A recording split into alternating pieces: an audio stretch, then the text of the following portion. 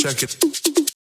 Okay, so I'm going to give you a little overview of what I call slide connectors, but they're also called slide tubes. I don't know where I heard slide connectors, so I always use that. So you have different sizes. You have different sizes as far as what beads they fit in there, and also lengths. So as you can see, there's different lengths. This one is thinner, so this is for the size 15 O's, which is the smallest in seed bead. The bigger the number, the smaller the seed bead.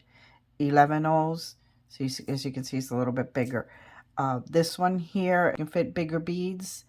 I'm not sure what bigger beads. I know that this is a 6O and it doesn't fit in there. So, but I'm thinking I've never had to buy, uh, ones that fit bigger beads, but I'm sure there's somewhere. So as you can see here, you have all different kinds of lengths, longer, and a little bit shorter, and then shorter. So for the width of whatever bracelets you're making. So now this is really easy to put in there.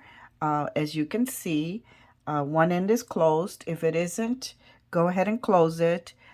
They come open, so I always close one end first. Then you're going to take the other end and put it in, slide it in.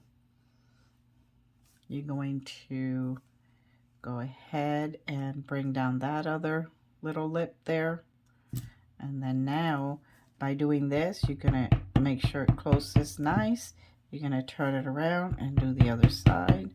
And there you go, nice and tight. All ready to go.